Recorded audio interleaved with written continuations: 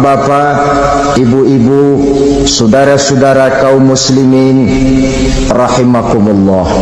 Di dalam kehidupan kita sebagai seorang muslim, minimal 5 kali dalam sehari semalam kita mendengar seruan untuk mendirikan solat yang disebut azan. Ada kalimat menarik di dalam kalimat azan itu, yakni seruan hayya 'alal falah, marilah menuju kepada keberuntungan, marilah meraih kemenangan.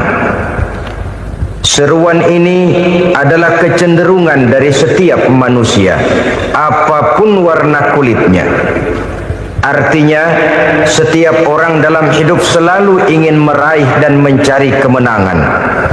Kemenangan akan melahirkan kepuasan batin, dan kepuasan batin memberikan kebahagiaan. Sedangkan kekalahan melahirkan penderitaan batin, dan penderitaan batin menjerumuskan seseorang di dalam berbagai bentuk kerugian. Jikalau inilah seruan azan, maka masalahnya ialah apa yang menyebabkan kita meraih kemenangan. Al-Quranul Karim memberikan tuntunan dan ajaran kepada kita bahwa orang-orang yang memperoleh kemenangan itu tidak lain adalah orang-orang yang bertakwa. Hanyalah mereka yang bertakwa kepada Allah Subhanahu wa ta'ala pada akhirnya akan tampil sebagai pemenang. Lalu siapa orang yang bertakwa itu? Dijelaskan dalam awal-awal Al-Baqarah, orang yang bertakwa yang akan meraih kemenangan. Pertama, allazina yu'minuna bil ghaib, yaitu orang-orang yang beriman kepada yang gaib. Percaya bahwa ada alam yang gaib, alam yang abstrak, alam yang tidak bisa dijangkau oleh salah satu daripada panca indera kita. Mereka percaya dan beriman kepada adanya malaikat, beriman kepada adanya iblis dan jin, beriman kepada adanya alam kubur, beriman kepada adanya alam mahsyar, beriman kepada adanya alam akhirat, beriman kepada adanya surga dan neraka. Beriman bukan cuma sekedar beriman dalam ucapan bibir saja, tetapi beriman yang nilai iman itu mampu mewarnai gerak dan gaya hidupnya. Iman yang meresap sampai ke tulang sumsum, kemudian memberikan dampak positif di dalam kehidupan manusia. Alam, kita tahu, adalah sesuatu yang selain Allah, dan Allah bukanlah alam. Apapun namanya selain daripada Allah, itu adalah alam. Alam pada hakikatnya terbagi menjadi dua. Ada alam syahadah, alam nyata, alam konkret, alam yang bisa dijangkau oleh salah satu indera kita. Kemudian ada alam ghaib, alam yang tidak bisa dijangkau oleh panca indera kita, alam metafisika, alam abstrak, alam yang wajib kita imani keberadaannya. Kita percaya bahwa malaikat itu ada. Kita percaya kepada jin, bahwa jin itu ada. Kita percaya kepada adanya iblis dan setan. Bukan percaya kepada iblis dan setannya, percaya bahwa iblis dan setan itu ada. Itu termasuk salah satu daripada sifat orang yang bertakwa kepada Allah. Saudara-saudara kaum muslimin rahimakumullah, kecenderungan pembangunan yang lebih bersifat materialistis biasanya menggeser aspek kehidupan rohani. Orang berpikir empiri, dan dalam pola pikir yang demikian, maka alam gaib tidak lagi mendapat perhatian. Aspek kehidupan yang bersifat rohaniah malah mulai ditinggalkan. Akibatnya terjadilah kepincangan di dalam kehidupan kita. Pernah ada satu pengalaman pribadi dalam perjalanan kembali ke tanah air. Dalam pesawat di sebelah kanan saya duduklah seorang Jerman namanya Heiner Simonsen. Iseng saya ajak kenalan, saya ajak ngobrol, saya tanya dia. Saya bilang, Mas Henner ini, kalau pesawat yang kita tumpangi ini jatuh ke bawah, kira-kira apa yang bakal terjadi, Mas? Dia bilang, kita semua akan mati. Begitu? Ya. Oke. Apa itu mati? Tanya saya. Dia bilang, untuk tahu apa itu mati, kita harus tahu lebih dahulu apa itu hidup. Saya pikir nih bule bisa ngomong juga. Baiklah, kata saya. Apa hidup menurut Anda itu? Oh, hidup itu dia bilang, kalau seluruh anggota badan kita bekerja secara normal. Paru-paru memompa darah secara normal, jantung berdetak secara normal, sel-sel tubuh bekerja secara fit, dan organisme tubuh hanya mau bekerja secara normal, dia bilang. Kalau kita memberi makan yang cukup, menu yang teratur, dan gizi yang lengkap. Saya bilang, kesimpulannya apa, Nar? Dia jawab, hidup adalah dari tangan ke mulut. Life is from the hand to the mouth, kata dia. Hidup adalah dari tangan ke mulut. Jadi masalah hidup tidak lebih daripada masalah isi perut. Orang pergi pagi, pulang sore, peras keringat, banting tulang, perut yang dibelain. Saya bilang, you are wrong. Sampean salah, Ner. Kamu orang Islam bukan? Bukan. Pantas. Kenapa saya salah? Dia bilang, ya jelas salah. Salahnya di mana? Kamu ini manusia. Kalau hidup cuma dari tangan ke mulut, saya bilang, kambing di kampung saya juga begitu pikirannya, Ner. Itu kambing di kampung saya, asal perutnya kenyang, sudah hidup dia. Perkara besok bagaimana, lusa prospeknya macam mana, bulan depan ada apa, kambing nggak pernah mikir. Di kampung saya kambing juga pikirannya begitu. Kamu Kristen ya? Tadinya. Loh kok tadinya, lalu apa sekarang kamu ini? Dia bilang, sekarang saya netral. Saya tidak beragama, tapi saya percaya kepada Tuhan sebagai pencipta alam. Saya ingat benar dia bilang, I haven't any religious, but I believe to God as the creator of the world. Kenapa bisa netral begitu, Ner? Habis saya bingung, katanya. Islam bilang Islam baik, Kristen bilang Kristen baik, Hindu Buddha bilang Hindu Buddha baik, semua agama baik. Saya netral sekalian, nggak beragama. Yang penting saya percaya kepada Tuhan. Saya bilang, Ner, kamu ini kayak orang mau beli celana, lalu bingung. Yang satu bilang Levi's bagus, yang satu bilang Blue Jean hebat, yang satu bilang Wool England hebat. Celana ini hebat, celana itu bagus, celana ini hebat. Semua celana bagus, kamu bingung. Akhirnya netral, tidak pakai celana. Itu juga salah. Saya pikir-pikir, kemudian saya melihat bahwa dua pola berpikir Henner ini nampaknya sudah mulai menggejala di lingkungan masyarakat bangsa kita. Disadari atau tidak, secara jujur kita harus berkata, dua pola pemikiran Henner ini mulai berkembang di tengah masyarakat bangsa kita. Pertama, pola pikir materialisme. Hidup adalah dari tangan ke mulut. Masalah hidup tidak lebih masalah isi perut. Itu yang perlu dibela, dan disitulah arti kehidupan. Pergi pagi, pulang sore, peras keringat, banting tulang untuk mempertahankan perut. Kalau sudah kemari cara orang berpikir, maka buat apa percaya kepada yang gaib? Untuk apa sholat? Untuk apa puasa? Untuk apa zakat? Untuk apa menghadiri majelis taklim? Tanpa kepercayaan kepada yang gaib, hidup berjalan menurut alur empiris dan materialis. Kalau sudah ke sana cara orang berpikir, biasanya orang lalu cenderung menghalalkan segala cara.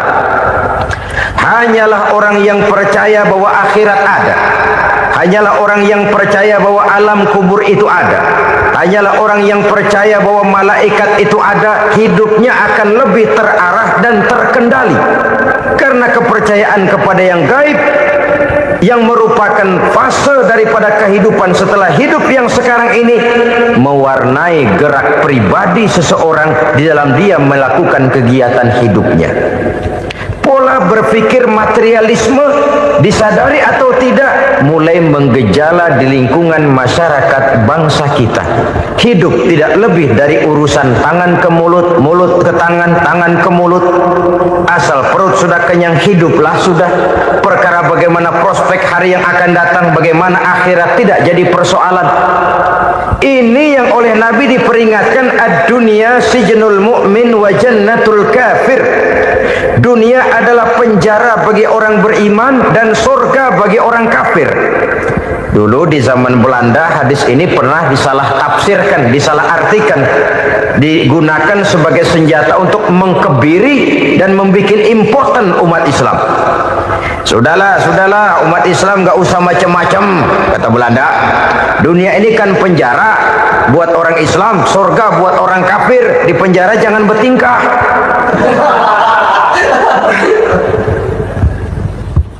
Pengertiannya tidak begitu. Dunia adalah penjara bagi orang mukmin. Artinya dalam kehidupan dunia seorang mukmin tidak bebas memperturutkan hawa nafsunya. Di penjara hawa nafsunya. Sebaliknya, surga bagi orang-orang kafir. Buat orang kafir, surgalah dunia ini. Mereka bebas memperturutkan hawa nafsunya. Dilarang tidak terlarang, dicegah pun tidak tercegah. Mereka hidup menurut alur bisikan nafsu mereka sendiri. Kemudian bila ajal datang, maut merenggut nyawa, selesailah surganya sampai di situ. Maka bagi orang-orang yang tidak percaya kepada adanya akhirat, kepada adanya alam gaib, surganya sebatas umurnya. Sekali lagi, surganya sebatas umurnya. Bila umur selesai, ajal pun datang merenggut nyawa, selesailah sudah surganya sampai di situ. Alangkah pendeknya perjalanan orang-orang yang tidak percaya kepada alam gaib ini. Bagi kita mukmin, jikalau kita mampu memenjarakan hawa nafsu, kita bisa bahagia di dunia ini. Dan Islam memang tidak menyuruh kita sengsara di dunia. Raih dunia, kejar dunia, gapai dunia sebagai alat untuk mencapai kebahagiaan di akhirat nanti. Hidup adalah satu perjalanan panjang yang terbentang sejak kita terlahir dari alam rahim sampai kepada alam akhirat nanti. Andai kata kita gagal meraih kebahagiaan di dunia, toh kita masih punya akhirat. Tapi jangan jadi dalil yang melemahkan semangat. Biarin dah kita di dunia kebelangsak, yang penting akhirat. Akhirnya dunia benar-benar kebelangsak. Bagaimana dunia ini bisa kita raih, dan bagaimana meraih dunia untuk menunjang kepentingan akhirat nanti. Yang kedua, dari pikiran Heiner yang saya lihat menggejala di lingkungan masyarakat bangsa kita, timbulnya manusia-manusia netral. Seolah-olah Tuhan yes, agama no. Sama Tuhan percaya, agama ogah. Tuhan ngangguk, giliran agama godeng. Padahal hampir dalam setiap ayat dalam Quran, kata-kata amanu biasanya bergandeng dengan wa amilus sholihat, iman dan amal soleh. Ini sebagai isyarat Tuhan dan agama jangan pernah dipisah-pisah. Apabila kita bertuhan, maka kita harus beragama. Apabila kita beragama, maka agama itu harus bersumberkan dari Tuhan yang kita imani itu. Tidak mungkin kita pisah, Tuhan yes, agama no. Sama Tuhan percaya tapi agama bikin sendiri. Sembayangnya cukup bengong 2 jam madep mulon.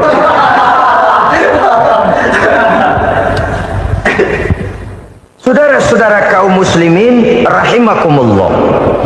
Jadi dengan demikian, agama yang kita akui merupakan unsur mutlak di dalam pembangunan sekarang ini, merupakan bagian dari kehidupan yang menuntun kita bahwa di balik alam nyata ini, di balik alam syahadah ini ada alam gaib. Dan mudabbir, murabbi, yang mengatur, yang menguasai, yang memelihara, baik dia alam nyata, baik dia alam gaib, tidak lain adalah Allah Subhanahu wa ta'ala. Di sana ada satu super power, satu maha yang kita perlu bersandar kepadanya. Sebagai makhluk nyata yang hidup di alam nyata, berbuatlah secara nyata sebagaimana harusnya kita berbuat. Karena Islam jelas bukan agamanya orang pemalas. Islam jelas bukan agamanya orang yang mengajarkan setelah selesai sholat boleh duduk, nggelenggem ayam-ayam, ndelohom, menghitung bintang di langit sambil menunggu keajaiban. Tidak. Islam adalah agama yang mengajarkan apabila sholat sudah selesai kamu kerjakan, bertebaranlah di permukaan bumi, cari karunia Tuhanmu. Jangan hidup berpangku tangan menunggu keajaiban, karena hidup bukan undian. Jangan berharap untung besar tanpa mau peras keringat.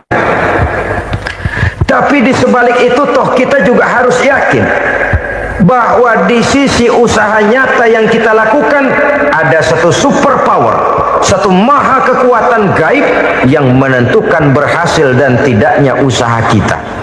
Kepercayaan kepada hal semacam inilah yang mendorong kita untuk mempunyai sandaran vertikal, agar jikalau usaha ini berhasil, kita tidak lupa diri dan lupa daratan.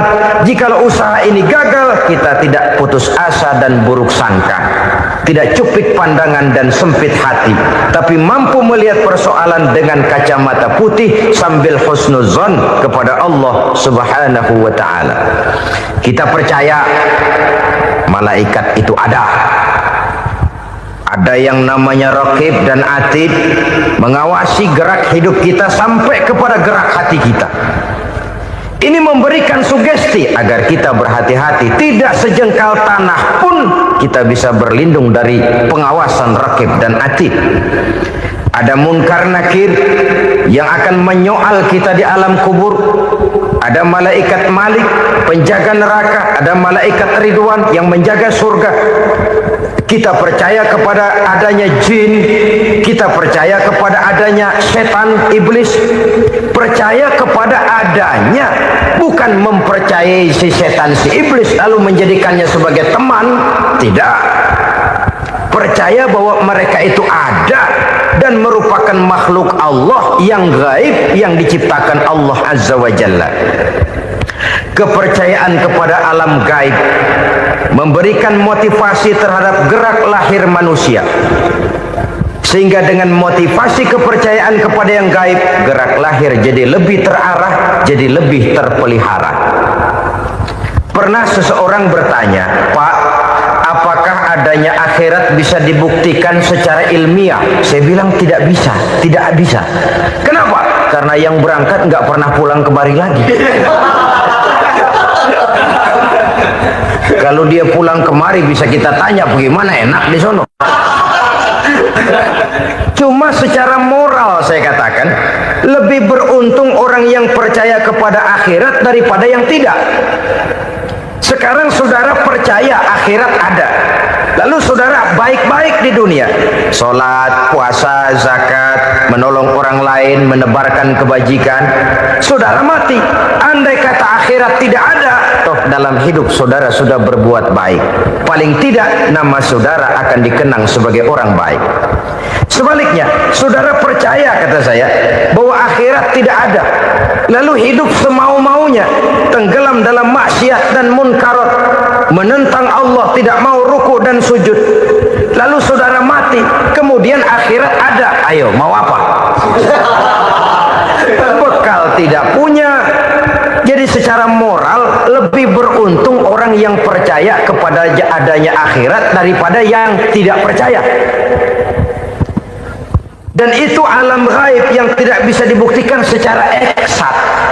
Jangankan untuk membuktikan seperti itu, dalam kehidupan sehari-hari saja yang kita rasakan tidak selalu berbentuk toh. Angin, bagaimana sih bentuknya angin? Kita tidak tahu. Merah, buktinya kalau dikerok merah. Yang merah itu kulit, yang kulit kita bukan anginnya. Sakit, rasa sakit itu ada, tapi bagaimana bentuk sakit kita nggak pernah tahu. Kalau kita makan cabai pedas, bagaimana bentuk pedas itu tidak ada, tapi rasa ada. Bentuk pedas hijau, cabenya bukan pedasnya. Tidak semua yang kita rasakan bisa kita gambarkan dalam bentuk yang konkret. Oleh karena itu, sekali lagi bahwa kepercayaan kepada alam yang gaib mampu memberikan satu sugesti yang menata kehidupan seseorang lebih lurus, lebih terarah, dan lebih terkendali. Maka wajar kalau kepercayaan kepada yang gaib mengantarkan seseorang untuk meraih kemenangan. Kenapa? Dia percaya kepada yang gaib, bahwa akhirat ada, bahwa alam kubur ada, bahwa pertanggungan jawab itu ada. Maka dia lalu tidak hidup saenae udele dewe, itu loh. Tidak hidup menurut seleranya sendiri, terarah, teratur. Ini cirinya yang pertama. Orang bertakwa yang akan meraih kemenangan, mereka beriman, mereka percaya kepada yang gaib. Bahkan hal-hal konkret saja selalu berangkat dari yang gaib. Saudara-saudara, para remaja, para pemuda sekarang ini tidak pernah tahu toh siapa yang akan jadi teman hidup saudara. Kita bisa saja ngerancang, mentargetkan, tapi toh akhirnya yang namanya jodoh bukan kekuasaan kita. Rezeki di luar kemampuan kita. Begitu juga ajal. Maut, jodoh, ajal adalah contoh-contoh konkret bahwa pada akhirnya yang gaiblah yang menentukan. Bertahun-tahun ngelancong, emang jodoh seret, nggak jadi.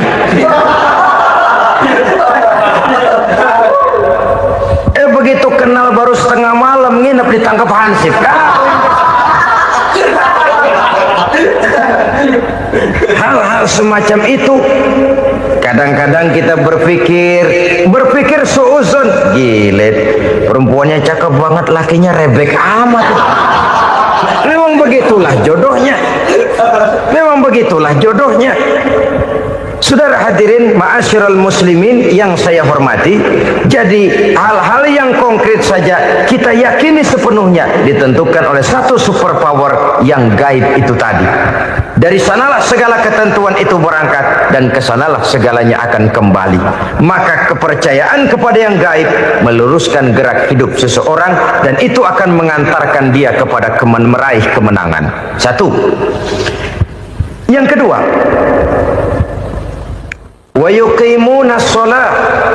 Orang bertakwa yang akan meraih kemenangan itu adalah orang-orang yang mendirikan sholat. Kenapa sholat mengantarkan orang untuk meraih kemenangan? Yang jelas, inna sholata tanha anil fahsya'i wal munkar. Sholat mampu mencegah manusia dari perbuatan keji dan munkar. Banyak filsafat hidup yang terkandung di dalam sholat ini. Sejak kita wudhu, sampai kita menghadap ke arah kiblat, sampai kita melakukan gerak-gerak sholat, bacaan-bacaan yang ada di dalam sholat, lalu sampai kepada mengucapkan salam. Banyak filsafat hidup yang terkandung di dalam sholat. Umpamanya saja, setelah takbiratul ihram, mulai kita dengan sholat dalam posisi berdiri. Diajarkan dalam kitab-kitab fikih agar kita melihat ke arah tempat sujud. Ini kan filsafat kehidupan. Kalau kamu sholat dalam posisi berdiri, lihat tempat sujud. Jangan sholat mata jelalatan, sebab nanti bisa mengurangi kekhusyuan. Jadi wajar kalau yang dikatakan bahwa yang paling afdol adalah shaf yang di depan. Kenapa? Secara harfiah pengertiannya akan lebih mengundang kekhusyuan. Kenapa? Kalau kita di shaf paling depan di masjid umpamanya paling banter kita lihat tembok. Tapi kalau kita shaf di tengah atau di belakang, orang-orang di depan kita pun akan kelihatan. Yang bajunya loreng, yang bajunya genggang, yang bajunya macam-macam. Kita lihat, kadang-kadang kita pikirin, ada yang bajunya bolong. Kita sholat tapi dalam hati, nih orang bajunya robek yang nggak tahu apa. Ada saja hal-hal yang mengusik kekhusyuan kita. Oleh sebab itu diajarkan dalam posisi berdiri, lihat, arahkan pandangan matamu kepada tempat sujud. Ini kan filsafat kehidupan. Maksudnya apa? Kalau lagi diri, lihat dong tempat sujud. Kalau udah di atas, ingat dong sama yang bawah. Kalau sudah tinggi, ingat dong dari mana kamu berangkat. Kalau sudah berkuasa, bantu dong yang lemah. Kalau sudah kaya, santuni dong yang miskin. Kalau sudah alim, bimbing dong yang awam. Ini filsafat kehidupan. Dalam posisi berdiri, kau lihat tempat sujud. Ini akan melahirkan kepekaan sosial, di mana seseorang mau tahu kepada orang lainnya. Bagaimanapun kaya kita, tinggi pangkat dan jabatan kita, jikalau hidup hanya untuk kepentingan perut sendiri saja, rasanya belum membawa manfaat di dalam kehidupan kita. Tapi efek yang tertinggi sesungguhnya, solat mencegah manusia dari perbuatan keji dan munkar. Perbuatan keji dan munkar, walaupun kelihatannya mendatangkan uang, membawa keuntungan, tapi itu keuntungan semu, keuntungan sementara. Dengan menipu orang lain kita bisa dapat untung, tapi tidak membawa berkah. Dan itu adalah kerugian besar dalam kehidupan kita. Maka untuk meraih kemenangan harus dimulai dengan membentuk kepribadian yang tegar, memiliki sandaran vertikal yang langsung kepada Allah Subhanahu wa ta'ala. Dan itu hanya bisa kita tempuh melalui jalur ibadah formal yang sudah ditentukan Allah, yakni solat yang 5 waktu.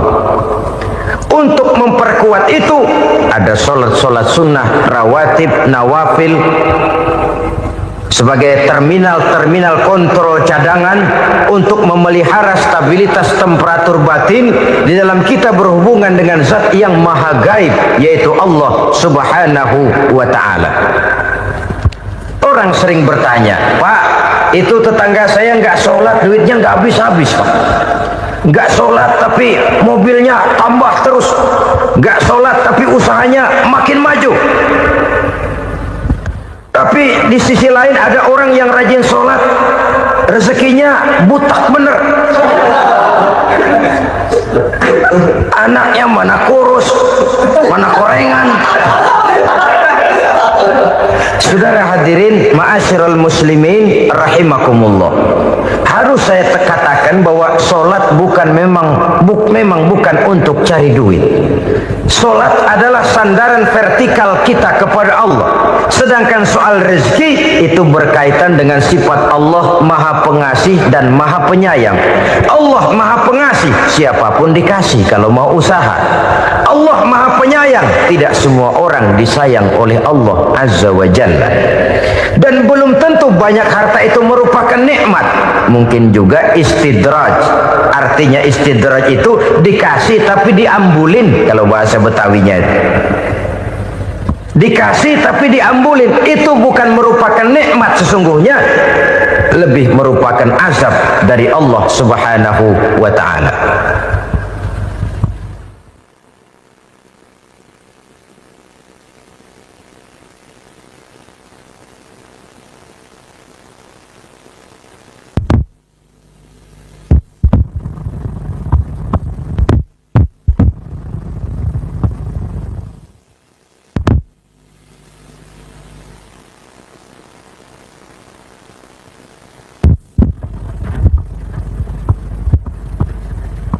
Agama mempunyai sistem solat, dan kita umat Islam telah dituntun oleh Allah Subhanahu wa ta'ala yang wajibnya 5 kali dalam sehari semalam mendirikan solat, dan itu tentu berada dalam jangkauan kemampuan manusia. Pada awalnya barangkali kita memang merasa solat itu satu kewajiban, tapi semakin kita hayati makna, manfaat dan filsafat yang terkandung di dalam ajaran solat, semakin sampai kita kepada keyakinan bahwa solat adalah keperluan kita.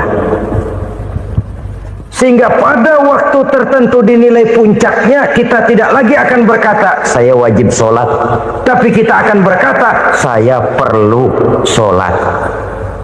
Kalau kita sudah merasakan itu adalah keperluan kita, nah di sanalah kita baru akan merasakan ruginya kalau hal itu tidak kita laksanakan.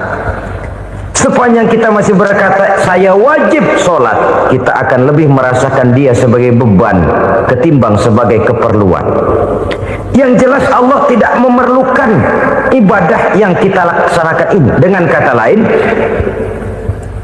andai kata satu dunia penuh ini orang tidak ada yang sholat satu pun, Allah tidak akan turun dari jabatan Tuhan. Jangan lalu berpikir kalau kita ngambek se-RW kagak sembahyang Tuhan tekor kali ini ya. Tentu tidak. Itu perlunya kita, bukan perlunya Allah. Dan pada induknya kita akan berkata, saya perlu agama. Kalau secara induk kita sudah memerlukan agama, maka konsep-konsep yang ada di dalam ajaran agama itu pun adalah juga merupakan keperluan kita. Baik dia bernama sholat, baik dia bernama puasa, baik dia bernama zakat, baik dia bernama haji, seluruhnya adalah keperluan kita. Dan sesuatu yang kita perlukan apabila tidak kita laksanakan akan melahirkan kerugian di dalam kehidupan. Jangan heran kalau kita membaca riwayat perjalanan hidup para salafus soleh, orang-orang soleh. Ada yang tahajud sampai 100 rakaat, ada yang sholat malam kakinya sampai bengkak. Kita sekalinya bengkak biri-biri. Ada yang sholat membaca surah dalam Al-Quran sampai khotam Quran. Kok mau? Mereka sudah merasakan itu keperluan. Itu saja soalnya. Satu saat pun jikalau kita merasa bahwa itu keperluan saya, kita pun akan melaksanakan seperti itu. Keperluan saya dalam kehidupan. Inilah yang kedua. Yang ketiga, orang bertakwa yang akan meraih kemenangan itu, wa mimma razaqnahum yunfikun. Mereka membelanjakan sebagian daripada rezeki yang diberikan Allah kepada mereka. Mereka infakkan di jalan Allah. Ada satu dialog menarik. Satu hari seorang anak muda bertemu dengan seorang kakek-kakek yang sudah dikenalnya baik. Bertanyalah anak muda ini, umur kakek berapa tahun? 15 tahun, kata si kakek. Anak kakek berapa orang? 1. Harta kakek berapa banyak? 15 juta. Si anak muda ini bengong, lalu protes, kok kakek bohongin saya? Kenapa? Saya tahu umur kakek 70 tahun, kenapa ngaku 15? Saya tahu anak kakek 5, kenapa bilang 1? Saya tahu kakek miliuner, miliaran uang kakek, kenapa ngaku cuma 15 juta? Begini kata si kakek tadi, benar umur saya 70 tahun, tapi dari umur yang 70 tahun itu baru 15 tahun terakhir ini saya merasakan ibadah kepada Allah, meninggalkan maksiat, jauh dari segala macam munkarat. Maka yang 15 tahun inilah yang benar-benar saya rasakan sebagai umur saya. Benar anak saya 5, tapi yang 4 susah diatur. Cuman 1 rasanya nih yang bakal jadi si buah hati, belahan jantung, pelanjut cerita penerus sejarah. Cuma 1 ini yang saya harapkan, yang akan jadi anak soleh, yang akan membuat saya menerima pensiunan pahala. Kalau yang 4 apek dah, nggak ada harapan. Yang 1 nyekek botol mulu. Oh begitu, iya. Lalu kenapa kakek bilang harta kakek cuma 15 juta padahal saya tahu kakek uangnya miliaran, depositonya banyak? Ya karena 15 juta itulah yang saya ingat, yang pernah saya belanjakan di jalan Allah. Saya merasa itulah harta saya yang sebenarnya. Yang miliaran yang saya simpan di bank kelak, kalau satu saat saya mati, akan jadi rebutan di antara anak-anak saya. Iya kalau anak saya soleh kayak yang 1 ini. Kalau yang 4 tadi udah tulen dia bakal berantem dah berebut tuh. Jadi 15 juta yang saya belanjakan di jalan Allah inilah yang saya merasakan benar-benar harta saya yang sesungguhnya. Dialog ini patut menjadi bahan renungan kita bersama. Diberikan kita umur 40, 50, 60, 70, 80. Berapa tahun dari umur yang diberikan itu yang jalan mulus, yang kita gunakan untuk melaksanakan ibadah? Banyak harta kita simpan di bank, di lemari, di dompet, di tas. Tapi berapa yang sudah kita depositokan di jalan Allah yang akan menemani kita di hari kita kembali nanti? Maka orang bertakwa yang akan meraih kemenangan, wa mimma razaqnahum yunfikun, mereka membelanjakan sebagian dari rezeki yang diberikan Allah di jalan Allah Subhanahu wa ta'ala. Ma'asyiral muslimin rahimakumullah, zahirnya memang kita memberikan kepada orang lain, tapi hakikatnya kita menyimpan untuk diri kita sendiri. Kita memberikan kepada yatim piatu 25.000. Zahirnya kita memberikan si yatim, hakikatnya kan kita cuma nyimpan. Saya berikan, titip kepadamu, ini untuk saya di akhirat. Kau boleh belikan baju, kau boleh belikan untukmu makan, kau boleh bayarkan sekolahmu. Ini untuk saya. Hakikatnya kita nyumbang masjid 1 juta, zahirnya kita berikan kepada panitia masjid, tapi hakikatnya kan cuma titip 1 juta ya, untuk saya di alam kubur nanti. Silakan kau boleh belikan semen, ini uang, belikan besi, belikan pasir. Saya cuma sekedar titip untuk kepentingan saya. Hakikatnya kita cuma sekedar menitip. Sebagaimanapun pada hakikatnya, apapun yang kita miliki dalam kehidupan kan cuma sekedar hak guna pakai, bukan hak milik mutlak. Harta kita, rumah kita, kendaraan kita, kebun kita, pabrik kita, hak guna pakai saja. Hak milik mutlak cuma untuk Allah Subhanahu wa ta'ala. Saudara-saudara kaum muslimin rahimakumullah, ini yang ketiga. Kemudian yang keempat, orang-orang bertakwa yang akan meraih kemenangan, allazina yu'minuna bima unzila ilaika, mereka yang beriman, mereka yang percaya kepada apa yang telah diturunkan kepadamu Muhammad, ay Al-Quran, yakni Al-Quranul Karim. Setelah percaya kepada yang gaib, mendirikan solat, kemudian menginfakkan sebagian dari rezeki yang diberikan Allah, mereka juga lalu percaya kepada yang diturunkan terhadap Nabi, yaitu tidak lain Al-Quranul Karim. Sekali lagi di sini, percaya bukan hanya sekedar percaya saja, tetapi percaya lalu menjadikan Al-Quran itu sebagai pedoman hidup. Sebab memang Al-Quran itu adalah GBHM, garis-garis besar haluan muslim. Apa yang harus kita lakukan, apa yang harus tidak kita lakukan, bagaimana mestinya kita bertingkah laku dan berbuat, seluruhnya tercantum di dalam Al-Quranul Karim. Itu sebabnya ketika satu hari Aisyah ditanya, bagaimana akhlak Rasul? Beliau menjawab, kana Rasulullah sallallahu alaihi wasallam khuluquhul Quran. Akhlak daripada Rasulullah tidak lain adalah Al-Quran. Jawaban simpel ini memberikan gambaran bahwa keseluruhan daripada konsepsi Quran sudah diterjemahkan dalam kehidupan Rasulullah sallallahu alaihi wasallam. Karena kita tahu akhlak adalah keseluruhan dari gerak hidup manusia. Sejak ia berpribadi, berumah tangga, bertetangga, bermasyarakat, sampai kepada berbangsa dan bernegara, Al-Quran tetap memberikan sentuhan nilainya. Oleh karenanya, orang-orang yang bertakwa adalah orang-orang yang menjadikan Al-Quran sebagai pedoman dalam kehidupannya. Dan kita yakini Al-Quran diturunkan kepada Nabi Muhammad bukan merupakan produk Nabi Muhammad. Isi dan redaksinya langsung dari Allah Subhanahu wa ta'ala.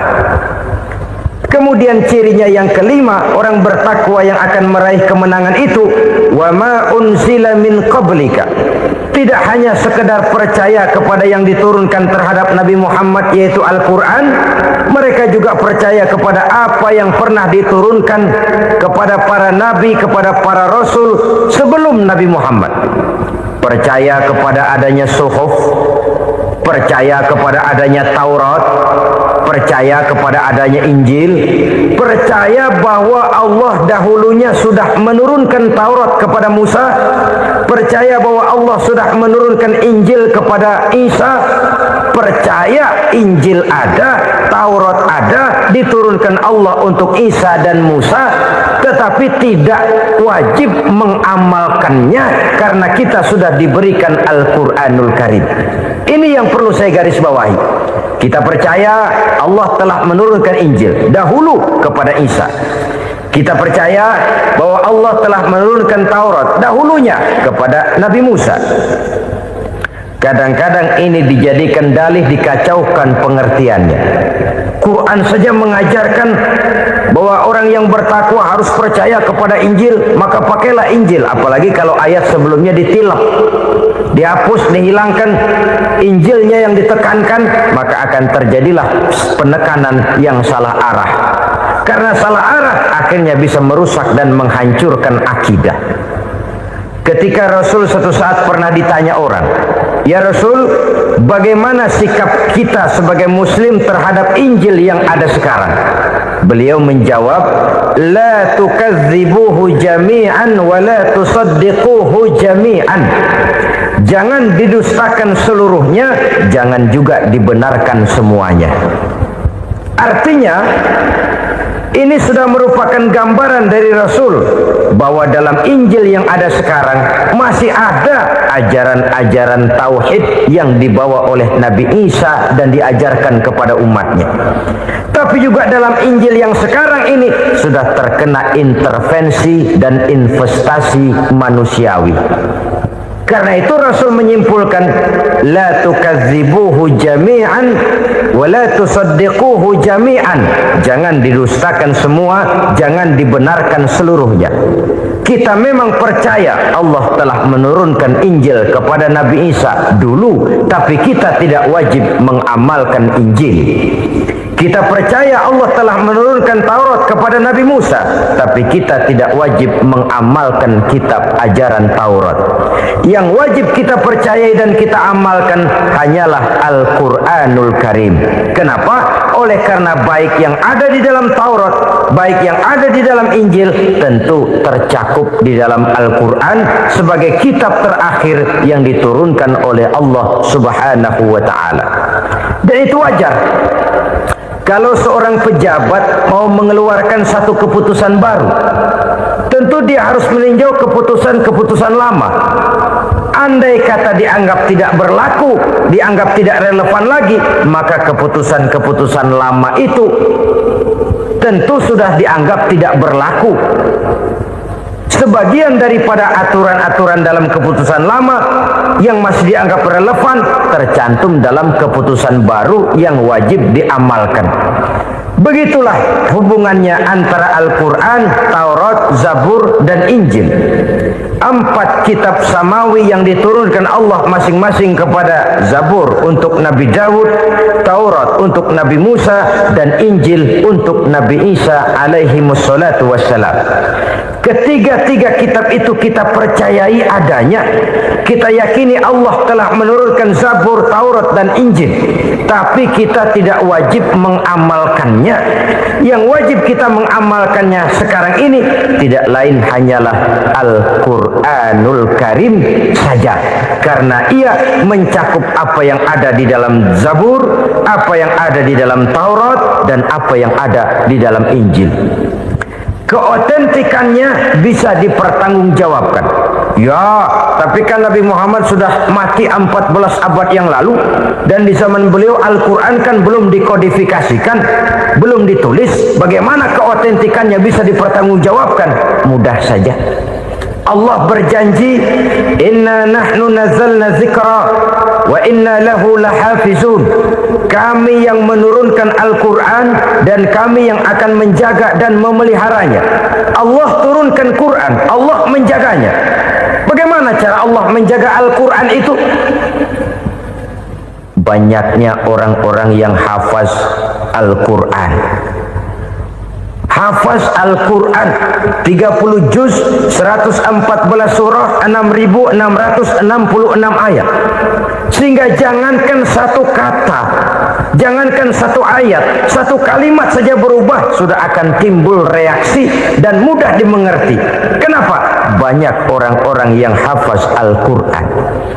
Sedangkan pada setiap akhir tahun biasanya malaikat Jibril selalu mengadakan checking terhadap ayat-ayat yang diturunkan pada waktu itu. Di zaman Nabi sendiri sudah ada usaha kodifikasi. Dan yang lebih luar biasa lagi, sampai hari ini tidak seorang pun mampu membuat satu ayat saja semacam Al-Quran. Ke bahasa manapun dia diterjemahkan, naskah aslinya tetap ikut. Rujukan dasarnya tetap ada. Berdasarkan itu, maka tidak mungkin terjadi penyelewengan terhadap atau pemalsuan terhadap ayat-ayat Al-Quranul Karim. Kesuciannya, keotentikannya, kemurniannya bisa dipertanggungjawabkan. Ma'asyiral muslimin rahimakumullah. Oleh karenanya, konsepsi dasar daripada ajaran Islam ini memang tidak lain adalah Al-Quran dan Sunnah. Isi daripada agama Islam yang merupakan iman, Islam dan ihsan, konsepsi dasarnya tidak lain adalah Al-Quran dan Sunnah Rasulullah Sallallahu Alaihi Wasallam. Maka yang kita perlukan sekarang ini adalah terjemahan Al-Quran di dalam kehidupan kita. Dengan demikian, maka gaya kehidupan yang lebih Qurani itulah yang kita dambakan. Kita perlu memang terjemahan Quran dalam bahasa Inggris, dalam bahasa Belanda, dalam bahasa Jepang, tapi yang lebih kita perlukan adalah terjemahan Quran di dalam kehidupan kita. Konsekuen, tidak memanipulasi, ringan sama kita jinjing, berat sama kita pikul. Jangan kalau lempengan ayat Quran tuh kira-kira enak diamalin, keras teriakan kita. Giliran kira-kira ayat Quran itu mukul kepala kita sendiri, diam kita. Itu ciri yang pernah disindir Allah dalam awal-awal Baqarah juga. Ciri beragamanya orang yang munafik. Kullama adha'a lahum masyawfih, kata Allah. Wa iza azlama alaihim qamu. Apabila terang mereka jalan, apabila gelap mereka berhenti. Artinya, kalau kira-kira di Islam nguntungin, rame-rame pada teriak Islam. Tapi ketika diminta untuk berjuang, ketika dituntut untuk berkorban, rame-rame mengundurkan diri. Nasib agama tidak ubahnya seperti daun pisang yang dikait orang di tepi jalan lantaran tak berpayung di ketika hari hujan. Manakala hujan usailah sudah, daun itu pun dicampakkan di tepi jalan, diinjak pula orang nan lalu. Artinya, orang menjadikan agama cuma sebagai lipstick, decoration only, tidak konsekuen. Hanya pada saat-saat kelihatannya Islam membawa keuntungan, rame-rame orang teriak-teriak tentang Islam. Tapi jikalau diminta berjuang, jikalau dituntut untuk berkorban, biasanya rame-rame juga mengundurkan diri. Jangan heran kalau mayoritas hitungan kita, tapi minoritas peranan kita. Kuantitas kita dalam jumlah, tapi dalam kualitas kita lebih sering jadi penonton daripada jadi pemain. Padahal itu sangat tidak boleh terjadi. Umat Islam di Indonesia harus bangkit. Umat Islam di Indonesia harus sadar akan keberadaannya. Tidak boleh hanya jadi penonton berpangku tangan, karena memang agama kita juga mengajarkan untuk konsekuen di dalam menjabarkan ajaran-ajaran daripada agama kita.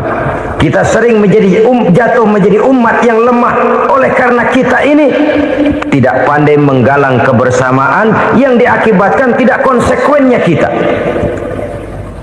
Diistilahkan bahwa umat Islam di dalam menggalang kebersamaannya itu harus seperti orang main sepak bola. Saudara-saudara kan tahu orang main sepak bola itu. Orang main sepak bola Kalau pertandingan belum dimulai sih silakan saja kumpul di luar lapangan, atur strategi yang baik. Tapi kalau pertandingan sudah dimulai, turun ke lapangan hijau, jangan kumpul terus.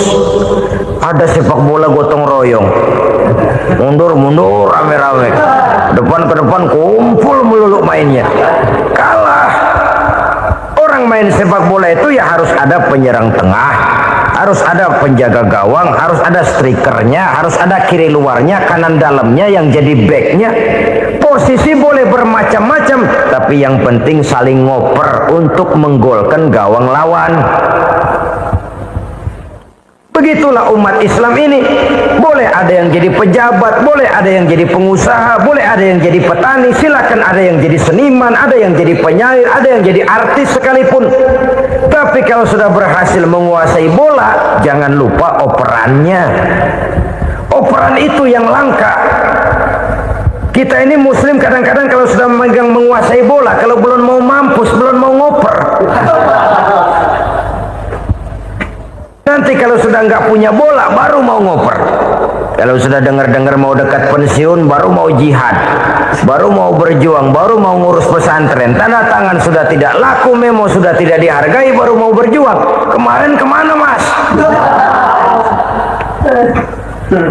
Kita tidak pandai memanfaatkan posisi. Dengan kata lain, kalau kembali kepada persoalan kita, konsekuensi kita terhadap agama yang kita anut ini belum ideal. Kita masih lebih sering berislam ini pada saat-saat yang menurut perhitungan kita membawa keuntungan. Tapi kalau diminta berjuang, dituntut berkorban, yang itu pun hakikatnya adalah untuk kepentingan kita juga. Allah tidak pernah menuntut kita untuk jihad bagi kepentingan Allah, itu tidak. Berjuang menegakkan agama Allah, apakah untuk kepentingan Allah? Tidak. Untuk kepentingan kita. Sebab nilai-nilai jihad itu pada akhirnya akan membawa kita kepada suatu kebahagiaan. Setidaknya kalau tidak di dunia, tentu di akhirat sebagai syahid. Oleh karena itu, pada bagian akhir ini saya ingin mengajak, marilah kita konsekuen. Sekali kita berkitabkan Al-Quranul Karim, mari dia kita jadikan pedoman. Jangan cuma kita jadikan sebagai penghias dinding, pelengkap rumah, bahwa di rumah kita ada Al-Quran, tapi yang baca kecoa. Habis pada bolong tuh Quran. Yang penting kan punya Quran. Ditaruh di pintu rumah, biar apa? Biar kuntilanak kagak masuk katanya. Apa itu nasib Quran? Cuma kerjanya jaga pintu, ngusir kuntilanak, ngusir memedi. Bagaimana kita hidup menurut tuntunan Al-Quran? Kadang-kadang tidak pernah menjadi masalah bagi kita. Maka bagaimanakah Al-Quran akan mungkin membawa keberkahan dalam hidup kalau ajarannya kita injak-injak dalam keseharian kita? Mewujudkan gaya hidup yang lebih Quran, itulah yang akan kita rintis di dalam kehidupan kita, bertahap, step by step, menurut kemampuan yang ada pada kita. Jika jalan ini tidak bisa kita selesaikan, percayalah akan ada generasi penerus yang akan melanjutkan usaha dan cita-cita mulia itu. Jadi percaya kepada Taurat, percaya kepada Injil, sekadar percaya Allah dahulunya sudah menurunkan itu, tapi kita tidak wajib mengamalkannya. Kenapa? Generasi Injil masa berlakunya sudah kedaluarsa. Taurat masa berlakunya sudah kedaluarsa. Injil pernah berlaku untuk orang Nasrani di zaman Nabi Isa.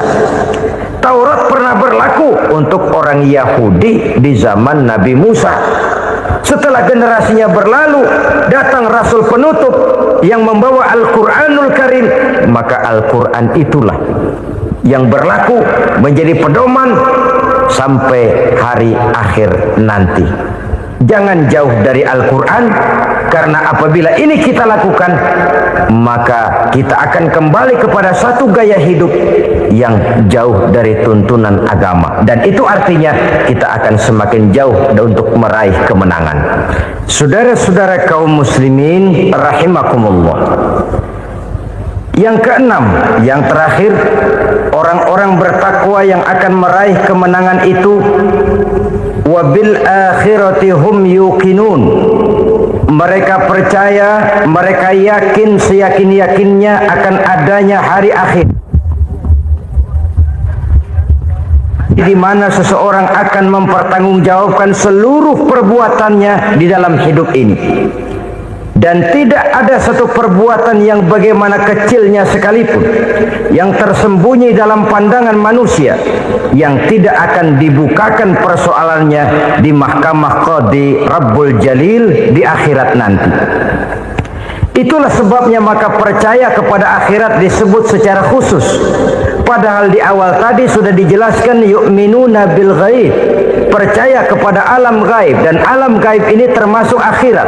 Kenapa pada bagian akhir disebut lagi akhirat? Karena ternyata bahwa kepercayaan kepada adanya akhirat merupakan induk dari kepercayaan terhadap adanya malaikat, setan, jin dan lain sebagainya, dan akan lebih memberikan sugesti dalam kehidupan manusia untuk meluruskan gerak hidupnya. Jikalau satu saat tergerak hati akan berbuat kejahatan, ingin mencuri, sadarlah, awas ada akhirat. Sebab kalau kita cuma teriak awas ada polisi, itu cuma tertunda sementara, begitu polisi meleng embat.